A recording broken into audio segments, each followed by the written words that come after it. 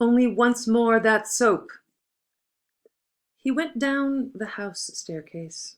Who the deuce scrawled all over these walls with matches?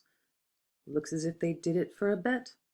Heavy grease smell there always is in those works. Lukewarm glue in Tom's next door when I was there. He took out his handkerchief to dab his nose. Citron, lemon? Ah, the soap I put there. Lose it out of that pocket. Putting back his handkerchief, he took out the soap and stowed it away, buttoned into the hip pocket of his trousers. What perfume does your wife use? I could go home still, cram, something I forgot, just to see before dressing. No. Here, no. A sudden screech of laughter came from the Evening Telegraph office. Know who that is. What's up? Pop in a minute to phone. Ned Lambert it is. He entered softly. Aaron, green gem of the Silver Sea. The ghost walks, Professor McHugh murmured softly, biscuitfully to the dusty window pane. Mr. Dedalus, staring from the empty fireplace at Ned Lambert's quizzing face, asked of it sourly, Agonizing Christ, wouldn't it give you a heartburn on your arse? Ned Lambert, seated on the table, read on, Or again, note the meanderings of some purling rill as it babbles on its way, fanned by gentlest zephyrs, though quarrelling with the stony obstacles, to the tumbling waters of Neptune's blue domain, mid mossy banks, played on by the glorious sunlight, or neath the shadows cast o'er its pensive bosom by the overarching leafage of the giants of the forest. What about that, Simon? He asked over the fringe of his newspaper. How's that for high? Changing his drink, Mr. Dedalus said. Ned Lambert, laughing, struck the newspaper on his knees, repeating, The pensive bosom and the overarching leafage. Oh, boys! Oh, boys! And Xenophon looked upon Marathon, Mr. Dedalus said, looking again on the fireplace and to the window, and Marathon looked on the sea. That will do, Professor McHugh cried from the window. I don't want to hear any more of the stuff. He ate off the crescent of water biscuit he had been nibbling and, hungered, made ready to nibble the biscuit in his other hand. Highfalutin stuff, bladder-bags. Ned Lambert is taking a day off, I see. Rather upsets a man's day, a funeral does. He has influence, they say. Old Chatterton, the vice-chancellor, is his granduncle or his great-granduncle, close on 90, they say. Sub-leader for his death, written this long time, perhaps. Living to spite them. Might go first himself. Johnny, make room for your uncle, the Right Honourable Hedges Eyre Chatterton. Dare say he writes him an odd, shaky cheque or two on gale days. Windfall when he kicks out. Alleluia. Just another spasm, Ned Lambert said. What is it? Mr. Bloom asked. A recently discovered fragment of Cicero's, Professor McHugh answered with pomp of tone. Our lovely land. Short but to the point. Whose land? Mr. Bloom said simply. Most pertinent question, the professor said between his chews, with an accent on the whose. Dan Dawson's land, Mr. Dedalus said. Is it his speech last night? Mr. Bloom asked. Ned Lambert nodded. But listen to this, he said. The doorknob hit Mr. Bloom in the small of the back as the door was pushed in. Excuse me, J.J. O'Malloy said, entering. Mr. Bloom moved nimbly aside. I beg yours, he said. Good day, Jack. Come in, come in. Good day. How are you, Dedalus? Well, and yourself? J.J. O'Malloy shook his head. Sad. Cleverest fellow at the junior bar he used to be. Decline, poor chap. That hectic flush spells finis for a man. Touch and go with him. What's in the wind, I wonder? Money worry. Or again, if we but climb the serried mountain peaks. You're looking extra. Is the editor to be seen? J.J. O'Malloy asked, looking towards the inner door. Very much so, Professor McHugh said. To be seen and heard. He's in his sanctum with Lenehan. J.J. O'Malloy strolled to the sloping desk and began to turn back the pink pages of the file. Practice dwindling.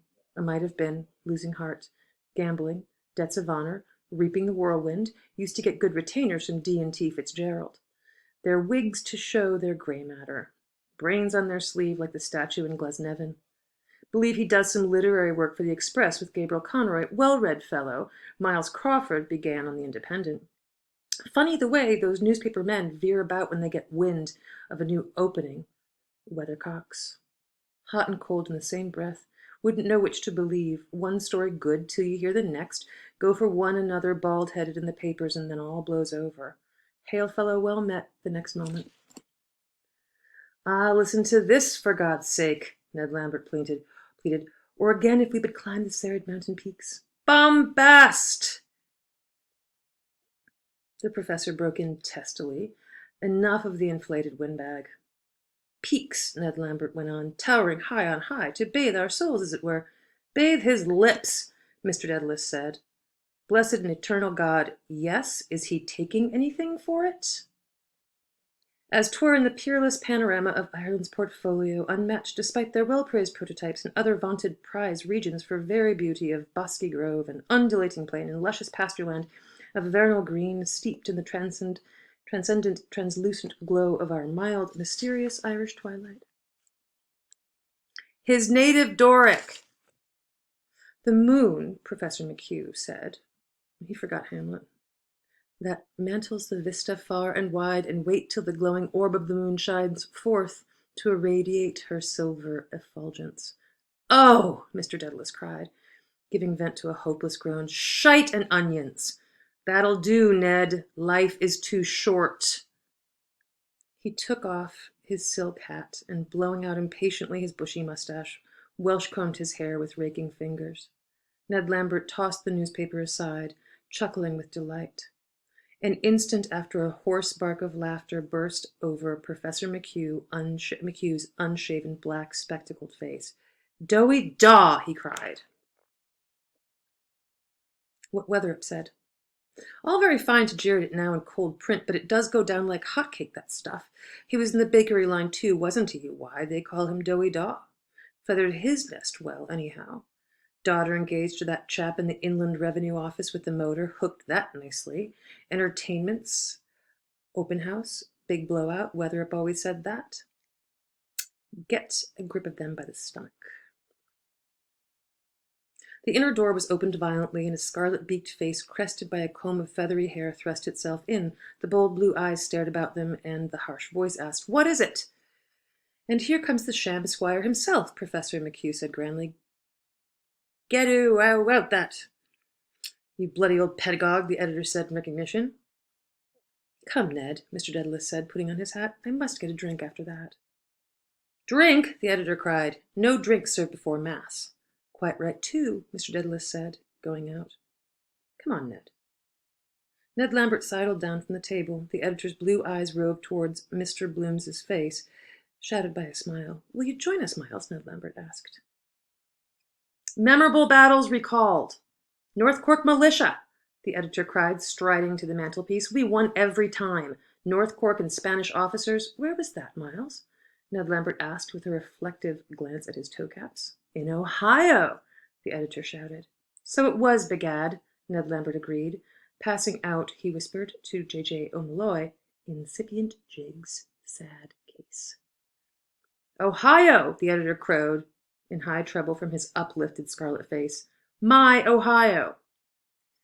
A perfect cretic, the professor said, short and long, long, short and long.